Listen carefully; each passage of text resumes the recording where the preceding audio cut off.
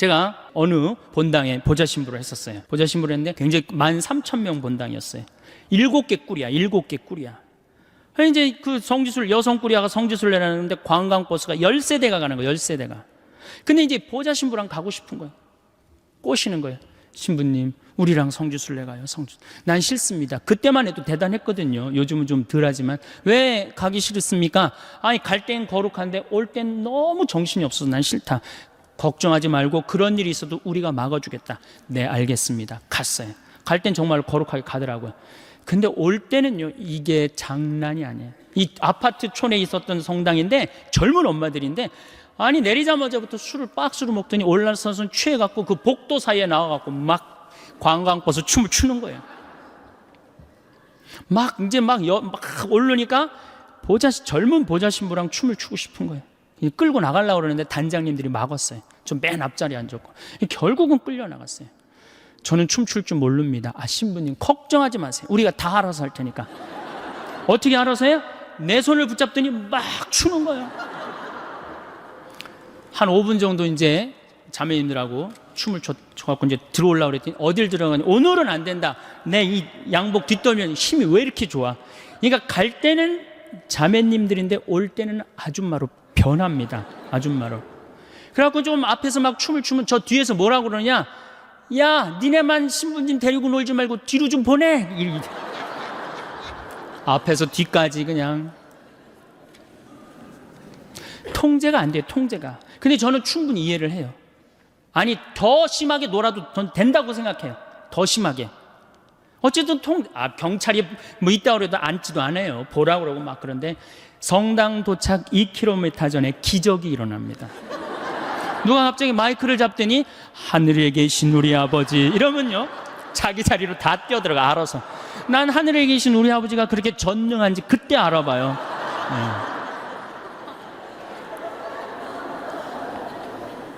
은총이 가득하신 마리아 하면은 이제 머리를 쓰다듬습니다. 머리를 성모님이 마음을 가라앉혀 주죠. 영광이 하면요 다시 우울 컨셉으로 돌아갑니다. 아니, 누가 하느님을 믿으면서 그렇게 우울하라고 그랬어요? 누가 하느님을 매일 성체를 영하면서 누가 그렇게 우울하게 살라고 그랬어요? 여러분들, 예수님께서요, 첫 강론, 당신이 구원 사업의 첫 강론이 뭐였느냐 하면은, 구약 성서는 해지 말아라, 이거 하면 안 된다, 저거 하면 안 된다, 이렇게 하면 안 된다, 맨 해지 말아야 했는데, 예수님의 첫 강론은 뭐였냐면 해라야. 해라. 어떻게 해라? 행복해라. 첫 강론이 산상설교예요. 행복해라. 마음이 가난한 사람들 행복해라. 마음이 온유한 사람들 행복해라. 마음이 깨끗한 사람들. 첫 강론이 행복해라라는 강론이면 예수님이 우리에게 주고 싶었던 건 뭐였을까요? 행복입니다. 우리는 하나님을 믿으면서 행복해야 돼요. 근데 그놈의 행복은 다 2000년이 지나고 난 다음에 어디 가고 우리는 우울만 남아 있습니까? 5장 8절에 뭐라고 그러시냐면은, 너희는 기뻐하고 즐거워하여라.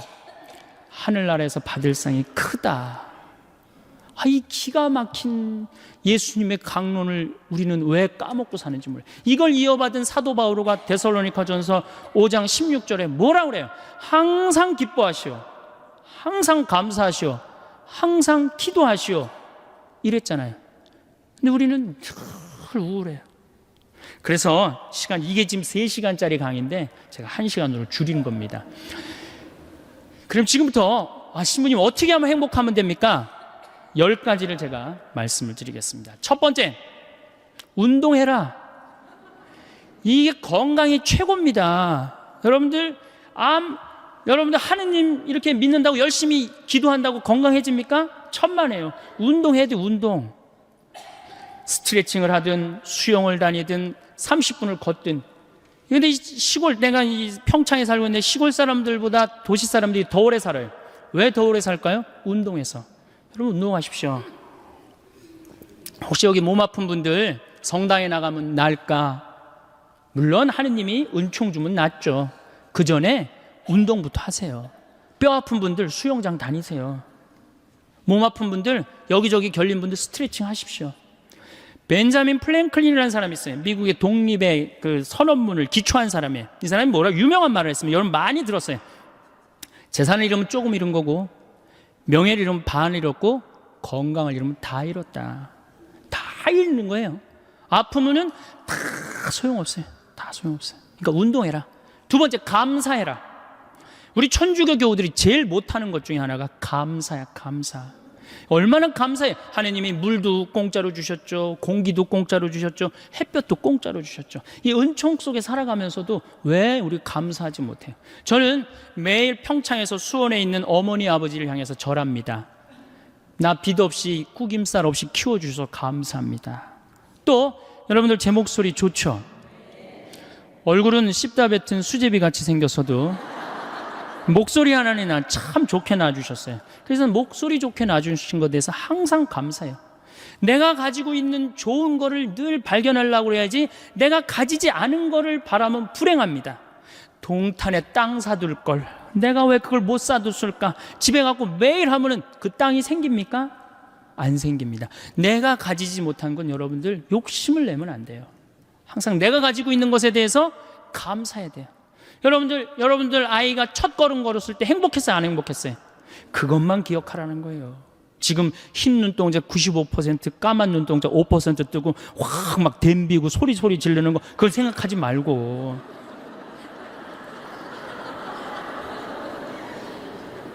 세 번째, 대화해라. 대화해라. 정말로 우리가 대화가 필요합니다. 이제 100년 동안 살 거예요. 여러분들 100년 동안 살 거기 때문에 이 대화가 꼭 필요합니다.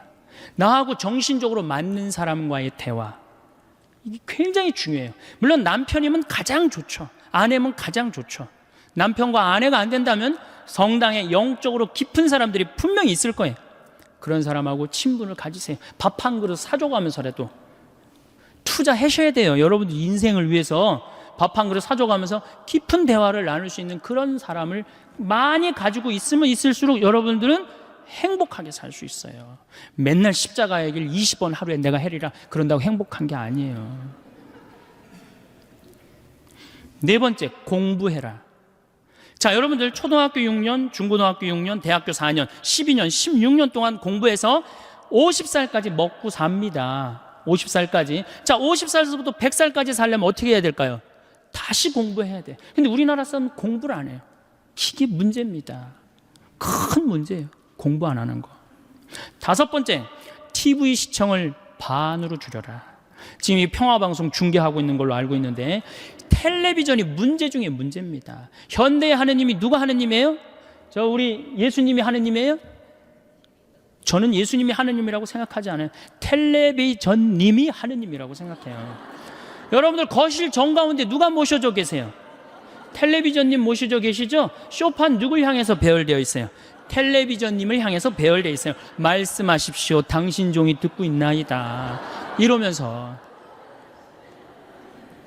아침에 일어나고 누구한테 제일 먼저 문안 인사드려요? KBS님 안녕히 주무셨습니까? 더 기가 막힌 건 뭔 줄 아세요? 텔레비전님이 주무시기 전에는 절대 안 잡니다. 텔레비전님이 주무셔야지 나 오늘 하루 일과가 끝났구나. 그리고 텔레비전님을 바로 주무시면 나도 바로 불 끄고 주무셔요. 이 기가 막힌 거죠. 이거 현대의 하느님? 하느님 아니에요. 여러분들이 하느님하고 영적인 세계에 빠져들으려고 그러면 텔레비전만 치시면 깊은 세계에 빠져들 수 있어요. 영적인 세계. 아니, 하늘만큼 땅만큼 하루만 안 봐도 하늘도 없고 땅도 없는 것 같아요. 아니, 하늘만큼 땅만큼 끝나고 무슨 재미로 사나 했더니 미우나 고우나를 해네. 저한테 많은 분들이 그럽니다. 신부님, 그렇게 강의를 많이 다니면서 언제 그렇게 책을 쓰십니까? 텔레비전만 안 보면 책 쓸 시간, 친구하고 대화할 시간, 공부할 시간 얼마든지 있어요. 근데 우리가 텔레비전에 하루에 3시간, 4시간 매달려 있어요. 그러니 우리의 영혼이 망가지는 거예요. 여러분들 정말로 행복하고 싶으시면 텔레비전을 치시고 그 시간에 공부하고 운동하고 감사하고 대화하시는 거예요. 여섯 번째, 행복하려고 그러면 신앙생활을 해라. 우리 신부님이 천주교 신부면서도 여섯 번째로 미루는 게 좀 섭섭할 수 있을 거예요. 그래도 어쨌든 6번째 신앙생활을 해라. 이게 우리 천주교가, 제가 욕 많이 했지만 그래도 괜찮은 종교입니다. 우리 천주교가, 내가 내 동창 신부 중에 죽산성지 있죠? 죽산성지 옛날에 본당 신부로 있었는데, 할머니 한 분이 30년 동안 개신교, 옆에 있는 개신교 다니다가 어느 날 개종을 했어요. 개종을 해갖고 성당을 또 열심히 다니는 거예요. 네 할머니가 다리가 딱 부러졌어요. 부러졌는데 택시를 타고 맨날 미사 참여로 오는 거예요. 신부가 그랬어요. 할머니 봉송체도 있고 그러니까 내가 갈 테니까 할머니 돈 들여서 나오지 말아라. 그랬더니 이 할머니 정말 또 명언을 하나 했어요. 신부님 괜찮아요. 내가 이 천주교 다니고 보니까 저 개신교 다닐 때보다 이 천주교 훨씬 싸게 먹히니까 괜찮다.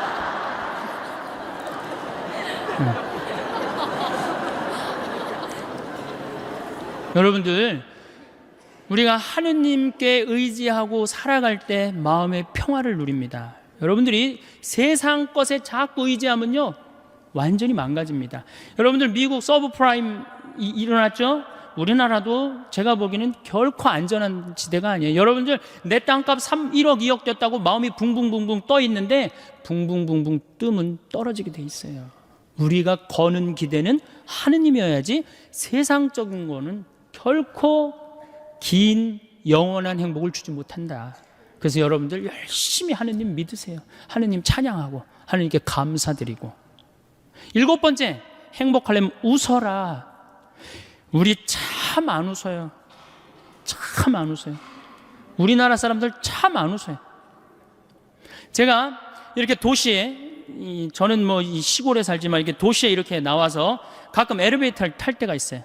그러면 이렇게 여자들은 좀 웃으면 그렇지만 남자들은 이렇게 눈이 마주치면 반드시 제가 이렇게 웃어줍니다. 그럼 저쪽에서도 웃어주면 정말 좋겠는데 저쪽에서는 눈빛이 내가 저놈을 어디서 봤더라. 그러니까 내가 이게 빵긋 웃어준 내가 더 이상한 거예요. 빵긋 웃어준 내가 더 이상한 거예요. 그러니까 여러분들 사진 찍으라고 그러면은 웃는 사람 몇 명 있어요? 절대 안 웃죠. 안 웃어 버릇했으니까. 이게 마취를 하고 수술한 사람이랑 간지러움을 태우고 수술한 사람이랑 깨어날 때 누가 덜 아프다 그래요? 간지러움을 태우고 수술한 사람이 훨씬 덜 아프다. 웃는 건 우리 삶의 큰 활력입니다. 민주주의하고 공산주의하고 결정적으로 갈린 이유가 뭐예요? 민주주의가 승리하고 공산주의가 망한 결정적인 이유는 뭐예요? 저는 민주주의는 웃어서 일어난 거고 공산주의는 안 웃어서 망했다고 저는 생각해요. 여러분들, 북한 공산주의를 이렇게 비춰줄 때 웃는 거 본 적 있으세요? 거의 없어요. 개그 프로그램이 없어요. 웃을 때 경쟁력이 생기는 거예요. 여러분들 주위에 참 잘 웃는 사람, 그 사람 경쟁력이 있어요. 생전 안 웃는 사람 경쟁력 있을 것 같아요? 절대 없습니다. 웃으면 한 560개의 얼굴에 주름이 생긴다고 그래요. 근육이 움직여서. 그런 분들은 웃으면 참 예뻐요. 특히 50대 후반의 그 초로의 여인이 이게 잔주름이 잔잔해 갖고 웃을 때 너무너무 예뻐요. 그런데 만약에 평생 웃지 않아갖고 얼굴에 한 17개밖에 근육이 굵은 그 주름이 없어. 그분은 웃어도 무서워요. 여러분들 많이 웃으십시오. 웃는 거야말로 우리가 행복으로 갈 수 있는 지름길이에요. 그러니까 웃을 일을 많이 만들으세요. 유머도 좀 할 줄 알고, 웃긴 얘기도 좀 어서 좀 배워갖고 좀 남편한테도 한번 해주고. 8번째, 전화해라. 현대는 굉장히 외로운 병에 시달립니다. 근데 외로운 병에 시달리는 건 내가 먼저 시도하지 않기 때문이에요. 여기 혹시 어제 제가 앙성성당이라는 데서 하루 피정을 하고 왔는데 전부 다 할머니들이에요. 할머니들, 할아버지들이 있어갖고 제가 그랬어요. 자식들 다 도시에서 나가서 살지 않느냐고. 근데 도시에서 나가서 사는 자식이 전화 안 하면 섭섭합니까? 그랬더니 섭섭하대요. 섭섭할 시간 있으면 먼저 전화해라. 여러분들, 자식들이 전화 안 한다고 섭섭할 시간 있으면 먼저 하시면 되잖아요. 나는 수원교구 신부인데 평창에 들어서 살고 있어요. 그런데 나한테 전화 안 한다고 내가 괴롭다 뭐 이럴 시간 있으면 먼저 전화하면 돼. 내 동창 중에 우리 수원교구 복음화 국장을 하고 있는 신부인데 로마 유학을 갔어요. 6년 동안 한 달에 3번씩 꼬박꼬박 나한테 전화해요. 생태마을에 농사는 잘 되냐, 교육은 잘 들어오느냐, 넌 잘 있느냐. 한 달에 꼬박꼬박 써요. 난 6년에 딱 한 번 전화했어요.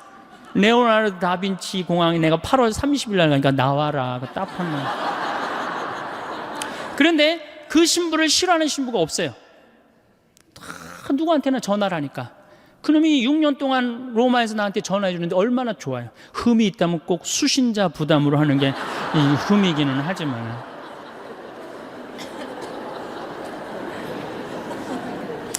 아홉 번째, 자기 자신에게 친절해라. 자기 자신을 사랑하지 않는 사람은 어느 누구도 사랑할 수 없습니다. 이 50대 된 아주머니들을 보면 쌈순이야. 완전 쌈순이야.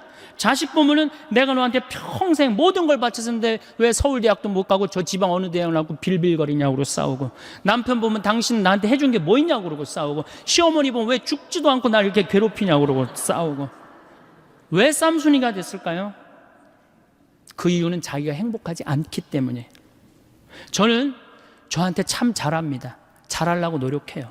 저는 내가 냉면이 먹고 싶다 그러면 총회장이 사줄래나 부회장이 사줄래나 성무회장이 사줄래나 안 기다립니다. 냉면이 먹고 싶으면 내 돈 들여서 내가 사 먹어요. 아니, 총회장이 내가 냉면이 먹고 싶은지 무슨 짜장면이 먹고 싶은지 어떻게 알아요? 그걸 기다리고 언제 앉아 있어요? 여러분들도 여러분들 먹고 싶은 먹고 싶은 게 있으면 여러분들 돈 들여서 사 먹어요. 그리고 오늘 당장에 애들 학원 먼저 끊어요. 학원 끊고 그 돈 가지고 일단 여행 먼저 갔다 오세요. 그럼 자식한테 절대 원망하지 않습니다. 10번째, 이웃에게 친절해라. 9번째까지 하면은 매력 없는 사람이에요. 근데 우리 천주교 하느님 믿는다 그러면서 얼마나 우리가 정말로 강팍하게 사는지 몰라요. 정말 이 사람들이 매일 십자가 얘기라고 매일 참회 예절하는 사람인가 의심이 갈 정도로 강팍하게 삽니다. 여러분들 1,000원 가지고 괴로워하고 갈등하고 아파해 본 적 있어요, 없어요? 있습니다. 지하철을 탔어요. 갑자기 문이 열리더니 어두운 밤에 캄캄한 이러면서, 아니 이 맹인이 이렇게 장님이 이렇게 지나가고 있어요. 그럼 그때부터 괴로워하기 시작하는 거예요. 1,000원을 줘야 되나 말아야 되나. 이게 앞에 지나가면 이게 얼굴이 빨개졌다 하얘졌다 합니다. 이걸 꺼내, 아무도 안 주는데 이게 용기가 안 난다. 뒷꼭지 보고 무슨 생각을 하냐면 그래도 1,000원을 줄 걸.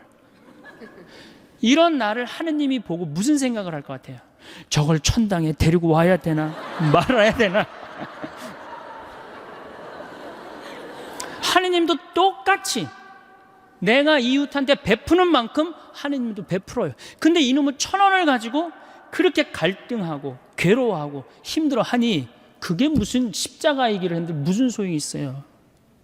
사실 저는 제가 신학교 2학년 때 명동에, 저는 수원신학교 졸업했기 때문에 명동에 오면서 갈등을 한 적이 있어요. 아니, 전철에 앉아 있는데 지나가는 거예요. 1,000원을 줘야 되나 말아야 되냐. 굉장히 결국 못 줬어요.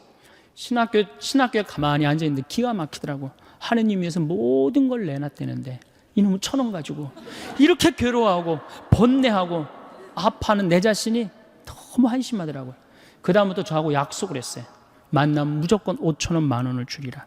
1년에 몇 번 만나요? 그 후로 5,000원, 10,000원을 주고 나니까 그렇게 평화로워요. 5,000원, 10,000원을 주고 나니까 그 다음에는 10,000원, 20,000원도 너무너무 쉬워요. 100,000원도 쉬워요. 여러분들 어때요? 내가 시장에 나갔어.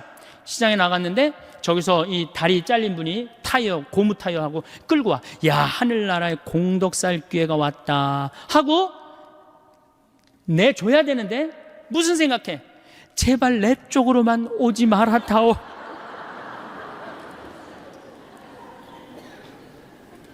그런 내가 정말로 행복한 사람이겠어요? 행복할 수가 없어요. 저는 교황님의 말씀이, 요한 바오로 2세 말씀이 정말로 현대인들한테 중요한 의미를 주고 갔다고 생각해요. 나는 행복했습니다. 여러분들도 행복하십시오. 여러분들 성당에 오면 어떻게 행복하세요? 제가 항상 이렇게 강의를 다닐 때 보면 이 이상한 대답이 나와요. 이 지금과 같은 대답이. 저는 그렇게 생각하지 않아요. 천주교 컨셉은 우울이에요. 천주교 컨셉은 행복이 아니에요. 천주교 컨셉은 우울입니다. 개신교는 찬양, 기쁨, 감사, 영광, 알렐루야, 아멘이에요. 근데 우리 천주교는 참회예절, 양심성찰, 봄판공, 가을판공, 십자가의 길, 요즘 지내는 사순식이야. 이 컨셉은 우울입니다. 우울. 우리는 우울해야 돼. 우울해야 돼. 우리는 기쁘면 안 돼요.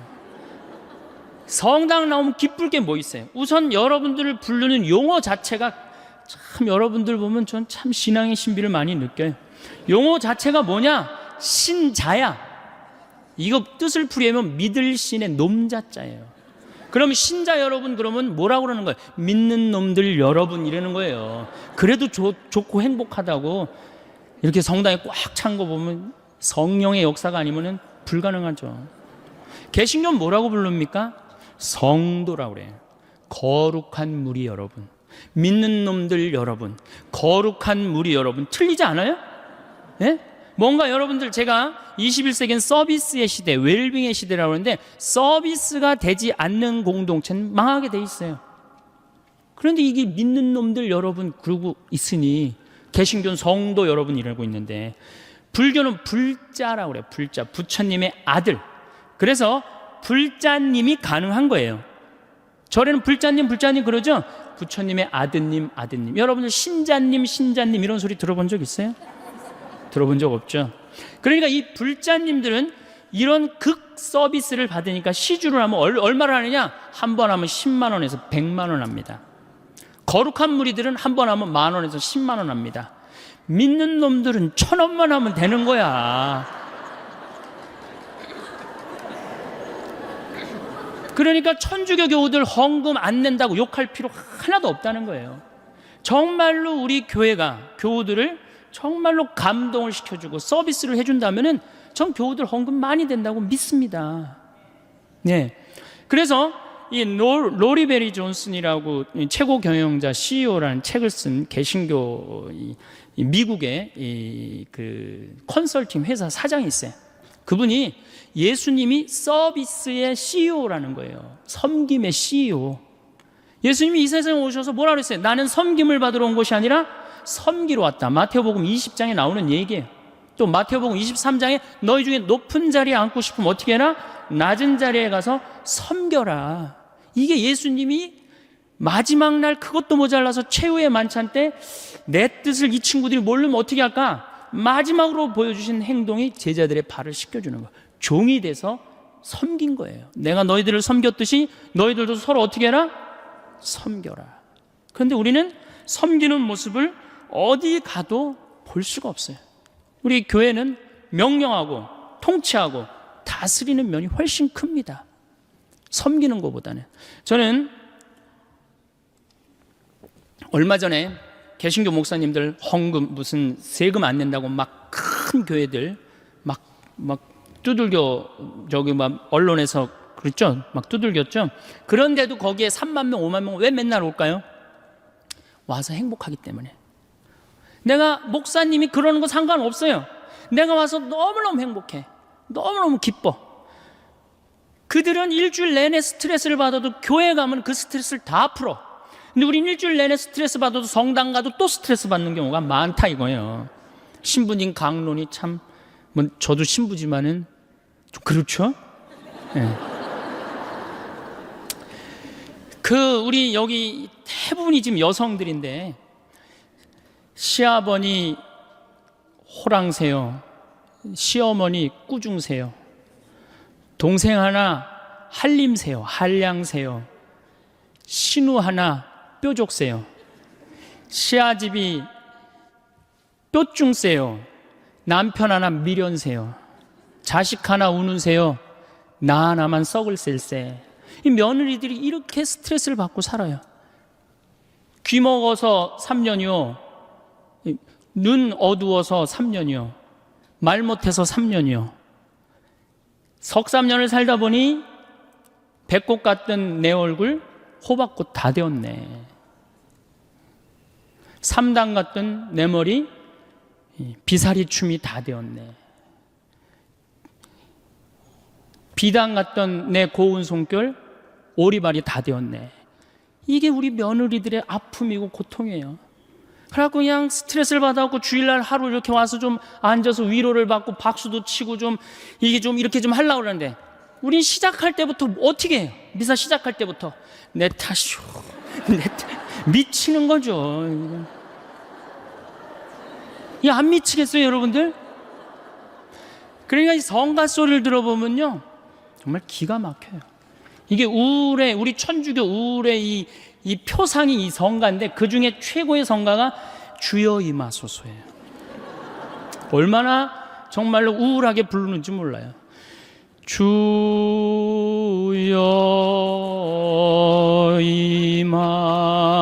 임하소서. 기쁠 게 뭐 있어요. 그냥. 개신교는 4분의 3박자로 부릅니다, 이 노래.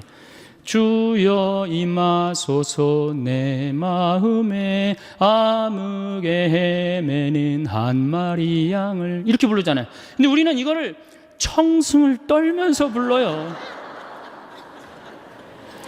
태양과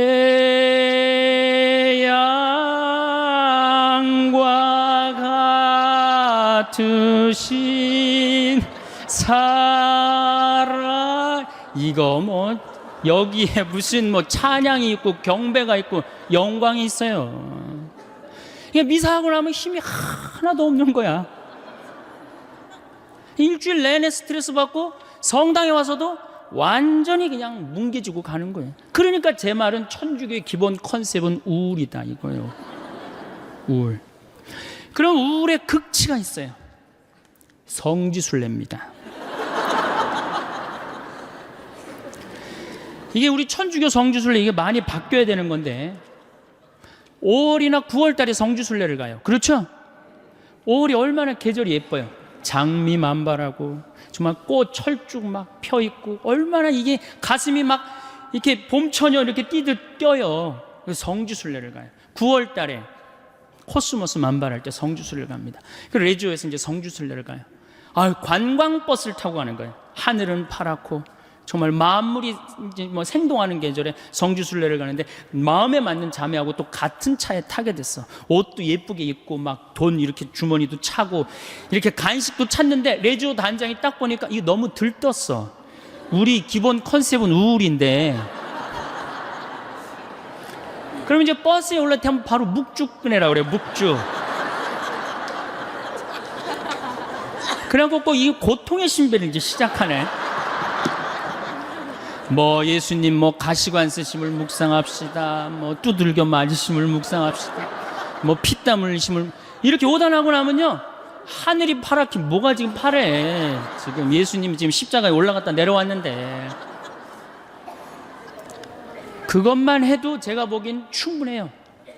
그런데 이제 솔매를 이제 성지순례를 가면 이 또 누가 사회자가 김대건 신부님의 생애를 또 읽기 시작하네. 이 또 그걸 이제 구구절절히 읽으면 관광버스 안에 한숨 소리가 이제 나오는 거야. 아유, 우리 신부님, 불쌍한 신부님.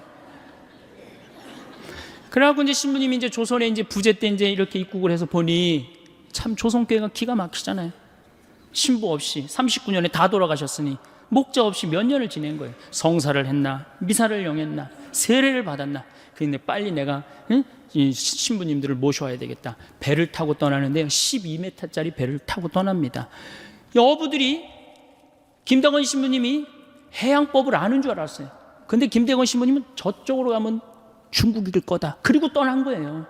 그러니 고생을 얼마나 했겠어요. 정말 대단한 분이죠.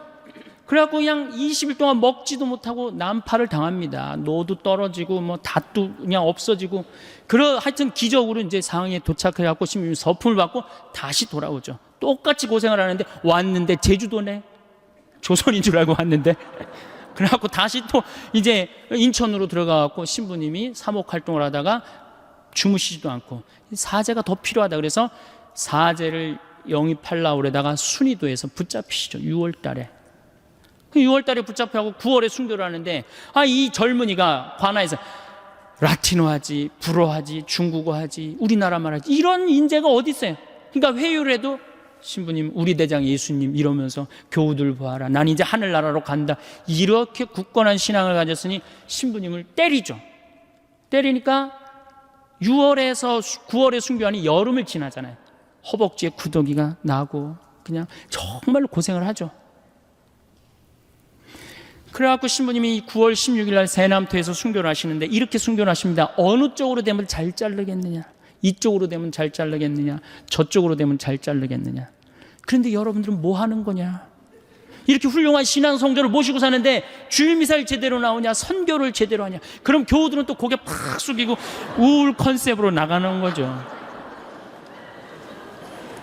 자, 장하다 순교자 합시다. 장하다 장성, 그러니까 장례차가 가는 거야. 관광버스가 아니라. 그러다 어느 사이에 이제 그렇게 하다 보면 성지에 도착을 합니다. 그럼 시키지 않아도 십자가의 길 알아서 해요. 이제 십자가의 길 끝나고 밥을 먹는데, 이 이 단장이 보기엔 좀 미안하다면 1년에 한 번 나오는 건데 술을 먹이기 시작해요. 한 잔씩 먹으라고. 갈 때는 거룩한데 올 때는 이상한 모습이 나옵니다.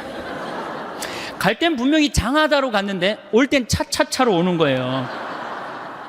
이게 우리 한국 천주교의 모습이에요. 한국 천주교의 모습. 개신교는 처음부터 거룩하게 가서 끝까지 거룩하게 옵니다. 중간에 뭐 노래하고 박수치고 춤추고 없어요. 왜? 이미 교회에서 다 했기 때문에 이건 성지순례로 끝나는 거예요. 우리는 한 번도 한 적이 없어. 이제 1년에 유일하게 한 번 스트레스 풀 수 있는 시간은 돌아오는 길이야. 그 시간은 광란의 시간이 돼야지 스트레스를 푸는 거예요. 미치는 거죠. 통제가 안 돼요. 그 시간에는. 보면 화장실 갈 때도 춤추고, 야, 제가 이렇게 성지순례 다닐 때마다 저 사람이 저런 끼가 있는 줄은 꿈에도 몰랐다. 그런 사람 참 많아요.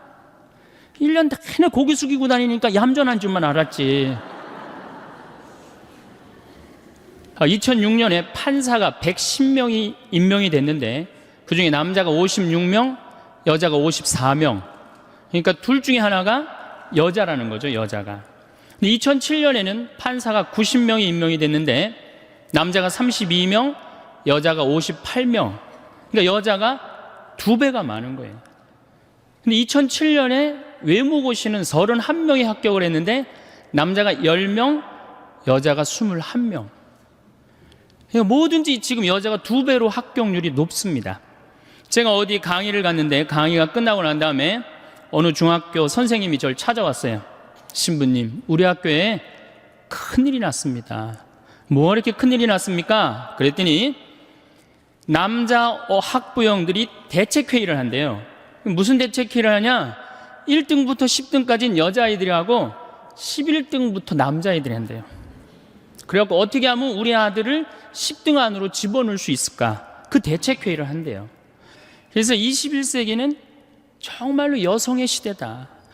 왜 여성의 시대가 왔느냐? 왜 남자아이들이 시험을 못 보느냐? 조사를 해봤는데 이유는 딱 한 가지래. 컴퓨터 게임 때문에 그렇다고 그래요. 지금 중고등학교 아이들 모든 가정의 갈등의 원인은 컴퓨터 게임입니다. 그 다음에 또 남자의 특성 중에 하나는 개떼처럼 몰려다니는 걸 좋아한대, 남자애들. 그러니까 이 여자아이들하고 경쟁해서 이길 수가 없다는 거예요. 그러니까 지금 초등학교, 중고등학교 아이들에서는 지금 훨씬 더 많이, 이미 미국은 하버드 대학에 여학생이 더 많이 합격을 하고 있죠. 이렇게 살기 좋은 세상에 왔는데 우리나라 여자들은 사회에 참여하지 않습니다. 16대 국회의원 때 우리나라 여성 국회의원이 16명이었어요. 300명 중. 17대 39명이었어요. 10% 겨우 넘었습니다. 스웨덴은 47%, 덴마크는 28%. 그러니까 잘 사는 나라일수록 어때요? 여성의 사회 참여율이 높습니다. 근데 우리나라는 이렇게 살기 좋은 세상에 왔는데 우리나라 여성들은 사회에 관심이 없어요. 엎어지든 뒤집어지든 대운하가 되든 말든 그게 그렇게 중요하지 않습니다. 정말 중요한 건 뭐예요? 자식 교육. 여기에 미쳐 있어요. 또 하나, 텔레비전. 이 두 가지에 미쳐 있어요. 이게 정신이 없는 거예요. 이 자식 교육을 보면은 우리나라 여성들이 얼마나 자식 교육에 미쳐 있느냐 하면은 요즘 엄마들은 애를 하나밖에 안 놓잖아요. 하나밖에 안 놓으니까 임신을 딱 하는 순간 내가 하느님께서 나에게 정말로 생명을 주셨구나. 이 생명이 세상에 나와서 행복하게 살았으면 좋겠다. 이 자연을 마음껏 누리고 살았으면 좋겠다. 이런 생각 안 합니다. 임신하는 순간 내 뱃속에 서울대학 C가 들어왔다고 생각을 해요. 서울대학 C가. 이 C를 잘 꼽혀갖고 서울대학에 집어넣어야 된다고 생각을 해요. 그래서 이 C한테 글자를 가르치기 시작합니다. 도화지에 이렇게 써놓고 대한민국, 대통령, 뭐 판사, 좋은 건 다. 요즘은 2개 국어를 할 줄 안다고 애들이 뱃속에서 알아듣는다고 영어로 How are you today, my baby? It's cold. 요즘 춥다 이거죠. 그리고 영어로 얘기를 한다는 거예요. 그러니까 얘는 뱃속에 있으면서부터 교육을 받습니다. 이걸 뭐라고 그러냐면 태교라고 그러죠. 참 불쌍한 아이들이죠. 엄마의 태를 열고 세상에 나왔어요. 세상이 얼마나 이뻐요. 구름도 예쁘고, 지금 달이 너무너무 이쁘게 떴더라고요. 달도 이쁘고, 별도 이쁘고, 비도 이쁘고, 눈도 이쁘고, 그 이쁜 걸 아파트 베란다 창문을 통해서 보고 싶은데 이 잔인한 엄마들이 너는 세상을 볼 시간도 없고 자격도 없어. 그래서 아파트 베란다 창문, 큰 창문의 한쪽에는 가나다라마바 차타카트를 붙여놓고 또 반대 창문에는 A, B, C, D, E, F, G를 붙여놓는단 말이에요. 누워서 모빌이 돌아가는데 기역, 니은, 디귿, 리을이 돌아가요. 창문을 봐도 글자, 모빌이 돌아가는데도 글자. 겨다닐만 할 때 되면 우리 엄마들이 어떻게 하느냐? 텔레비전에는 텔레비전이라고 그 밑에다 써놓고, 의자에는 의자라고 써놓고, 냉장고에는 냉장고라고 써놔요.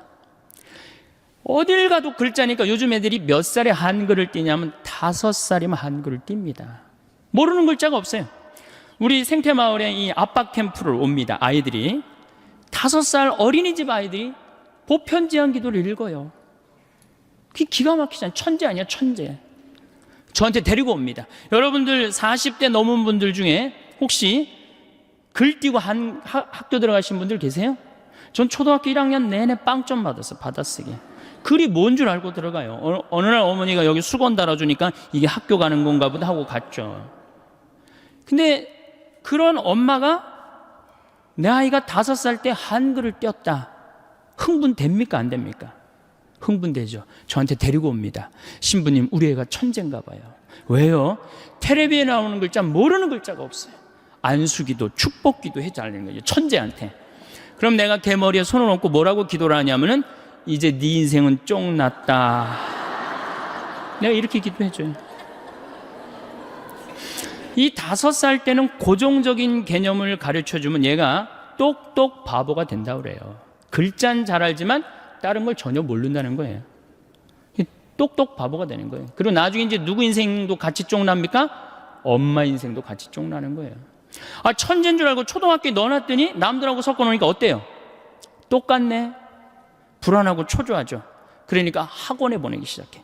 속셈 학원, 뭐 나눗셈 학원, 뭐 영어 학원, 뭐 요즘 서당도 있어요. 서당, 뭐 태권도 학원, 뭐 애가 무슨 실험 도구 대상도 아니고 얼마나 불쌍해요. 그래갖고 초등학교 끝나면 이제 중고등학교 때 전쟁을 합니다. 아이랑 학원에 가느냐 안 가느냐. 신부님은 애를 안 낳아서 모르지만 이게 너무는 이게 안 됩니다. 이게 그럴 문제로 끝나는 게 아니에요. 어쨌든 울며 불며 달래갖고 서울대학은커녕 무슨 저 지방에 무슨 제3대학에 이제 들어갔어요, 얘가. 그래갖고 얘가 졸업을 해갖고 취직을 했어요. 장가까지 보냈네? 그럼 부모 역할 다 한 거야, 안 한 거야? 다 했죠? 부모 역할 다 했으면 어떻게 해야 돼요? 줘야지. 부모 역할 다 했으면. 근데 이 21세기에 정말 심각한 문제는 뭐예요? 안 죽는 거예요. 이게 안 죽어요. 2006년 여성 평균 연령이 82세입니다. 대개 장례미사 할 때 보면 90세입니다. 재수 없으면 100살까지 산다는 얘기예요. 여러분들 전부 다. 제가 본당 신부할 때 요한나라는 열심한 자매가 있었어요. 이 자매가 애를 4을 낳았어요. 누가 봐도 이 자매가 정말로 효녀예요, 효녀. 그래갖고 이 자매를 보고 입교하는 교우들도 참 많았어요. 근데 이 자매가 나한테 와서 신세한탄 할 때 보면 신부님, 시집살이 하기 너무 힘들대요. 왜 힘드냐? 우리 시어머니, 시아버지는 아침, 점심, 저녁 3끼를 다 따뜻한 밥을 원한대요. 3끼를 다. 그러니 8명 밥을 아침, 점심, 저녁으로 한다고 생각해 보세요. 얼마나 힘들어요. 그래서 내가 우리 할아버지, 할머니들을 모시고 온천을 간 적이 있어요. 온천을 이제 가서 제가 우리 요셉 할아버지가 그때 73살이었어요. 73살이요. 할아버지, 왜 집에서 밥을 3끼를 꼭 다 드셔야 되느냐. 한 끼는 좀 노인정 가서 드셔라. 가서 좀 고수톱도 치고 친구들하고 놀고 그래야지. 며느리가 무슨 징역 사는 것도 아니고 하루 종일 집에 매달려서 시어머니 시아버지 뒷바라지라는 거 너무 힘들지 않느냐. 며느리도 아침 식사 이렇게 설거지 끝내고 학부형도 만나고 다니고 싶은데 좀 다니게 하면 얼마나 좋으냐. 그랬더니 이 할아버지가 저한테 화를 내는 거예요. 신부님, 저는 노인정 가기 싫다는 거예요. 아니, 왜 노인이 노인정 가기 싫으냐? 그랬더니 이 할아버지 저한테 명언을 했어요. 형들이 심부름을 시켜서 가기 싫대요. 제가 조사를 해보니까 75살 이하를 뭐라고 부르느냐면 청노인이라고 그래요. 청년 노인이다 이거예요. 75살은 청년이에요. 청년. 이게 계산상 안 맞아요. 계산상. 자식을 20년 키웠으면 20년만 받아 먹어야 될 거 아니야. 근데 요즘 20년 키우고 50년 받아 먹어. 50년. 그러니 자식들도 지치는 거예요. 지치는 거예요. 여러분들 생각해 보세요. 집에 내가 30살까지 키워놨는데 40이 돼도 장가 안 가고 빈둥빈둥거리는 놈이 있으면 미워요, 안 미워요? 밉죠? 반대로 한번 생각해 보세요. 아니, 우리 엄마가 8, 90이 됐는데 죽지도 않고 그냥 뒷방에서 빈둥빈둥거리면 자식은 믿겠어요, 안 믿겠어요? 이게 여러분들만 이게 안 죽는 게 문제가 아니라 우리 신부들도 안 죽는 게 문제입니다. 우리 신부들도 안 죽어요. 제가 신부 될 때 수원교회 은퇴사제가 딱 한 분이 계셨어요. 근데 지금 19분이에요. 이분들이 우리 은퇴금을 다 썼어요. 지금 우리 은퇴사제들 제가 보기에는 한 80으로 늘려야 되지 않을까. 이탈리아는 실질적으로 이런 일이 있습니다. 93살 먹은 본당 신부님이 은퇴를 안 하는 거예요. 왜냐하면 신부는 은퇴하면은 찾아오는 사람이 누가 있어요? 1년만 찾아오고 그 다음부터 아무도 안 찾아옵니다. 그러니까 이 신부님이 하여튼 정신이 오락가락하면서도 은퇴를 안 하는 거예요. 얼마나 정신이 오락가락하느냐. 이 장례 때 이게 장례인지 혼배인지 헷갈리는 거예요. 네. 그러니까 장례 때 혼배 강론하고 혼배 때 장례 강론하고 주교님이 머리가 아픈 거예요. 그래서 주교님이 하루는 이 신부님을 찾아가서 신부님 은퇴를 그렇게 하라고 그러셔도 은퇴도 안 하고 그러니까 내가 보좌 신부 하나 보내줄 테니까 웬만한 건 보좌한테 맡기고 신부님은 좀 주일 미사만 그렇게 하시라고. 신부님이 보좌를 준다니까 너무너무 좋잖아요. 이태리는 한 신부님이 3성당을 맡고 그러거든요. 너무너무 좋으니까 이제 보좌를 기다렸는데 보좌가 딱 왔는데 70살짜리를 보낸 거야. 정말로 문제죠. 자, 왜 제가 늙는다는 것은 70이 되고 80이 돼도 돌아가시지 않는 건 큰 축복입니다. 큰 축복임에도 불구하고 우리나라에는 축복이 아닙니다. 이렇게 오래 살 줄 모르고 있는 돈 없는 돈 누구한테 다 줘버렸어요? 자식한테 다 줘버렸어요. 나이를 먹으면 3가지가 문제예요. 첫 번째 몸이 아프고, 두 번째 친구가 없고, 세 번째 돈이 없어요.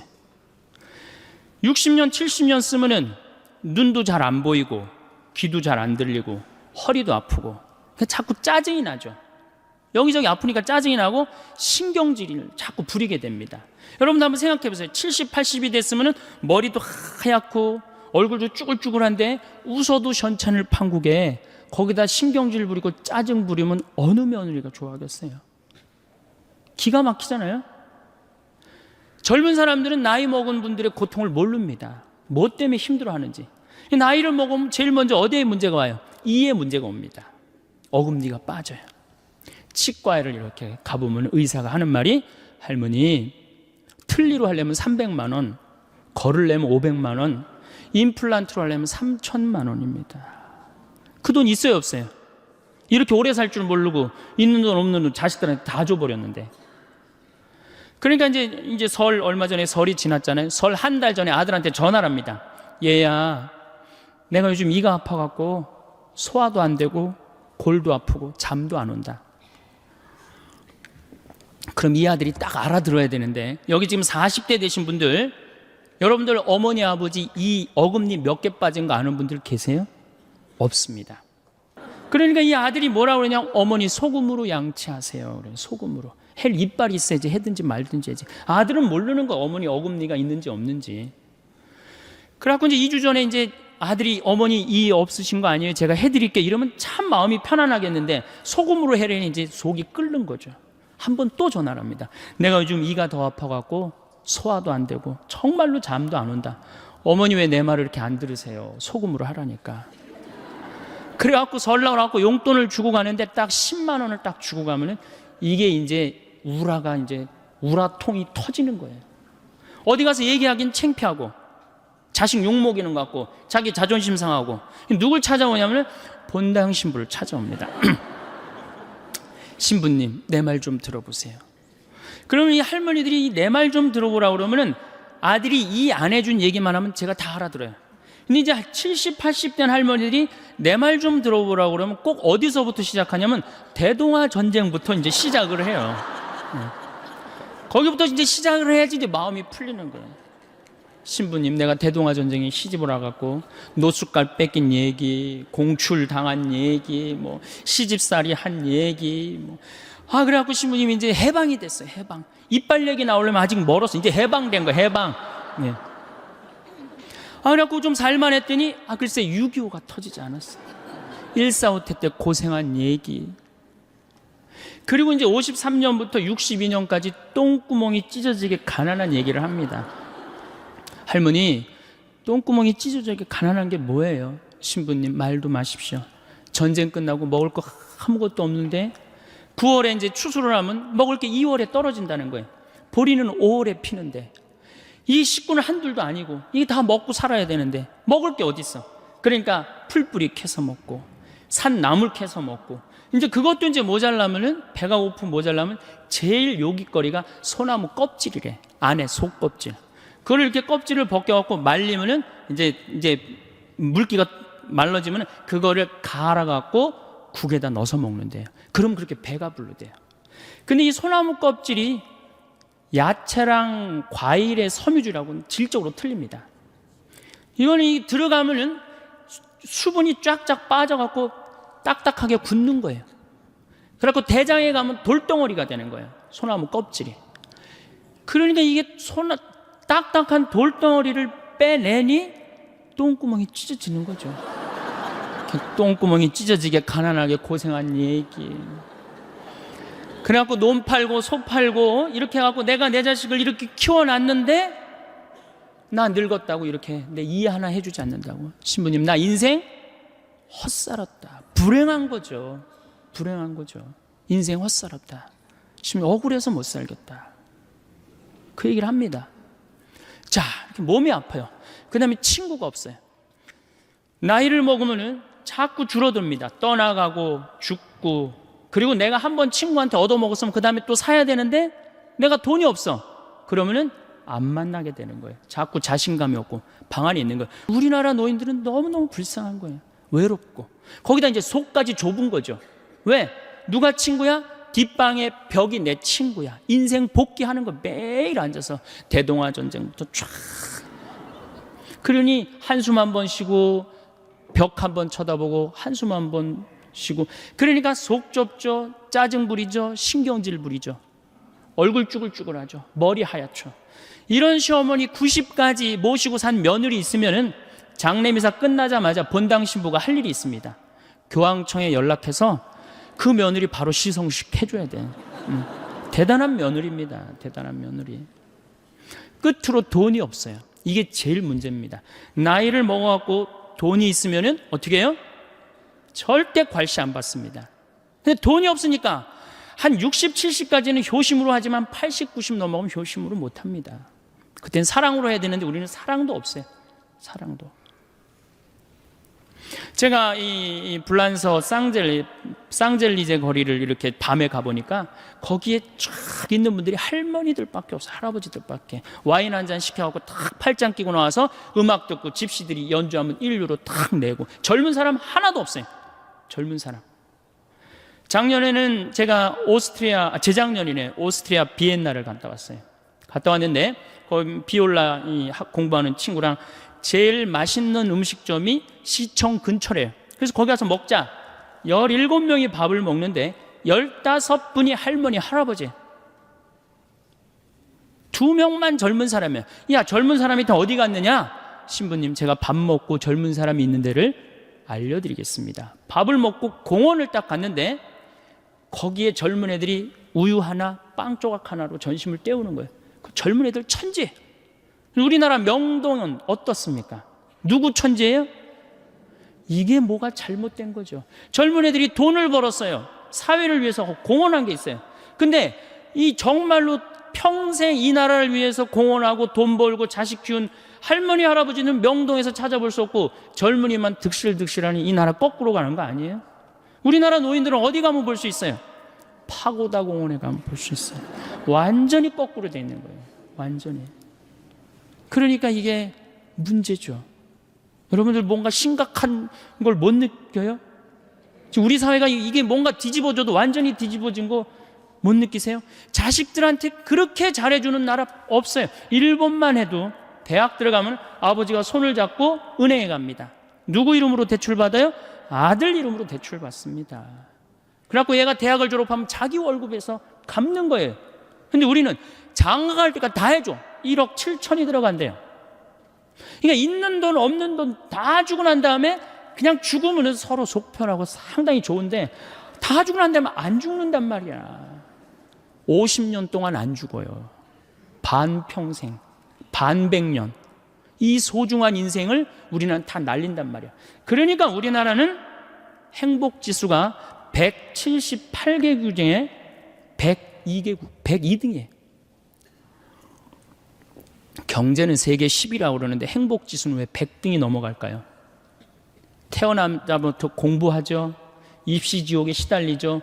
부모들은 아파트에, 애 학원비에, 등록금에, 노인들은 있는 돈 없는 돈 자식들한테 다 줘갖고 행복하지 않아요. 행복한 삶의 시작은 우리 몸과 마음에 활력을 불어넣는 것에서 출발합니다. 매일 아침 일어나 몸을 움직이는 것만으로도 하루는 전혀 다른 모습으로 시작됩니다.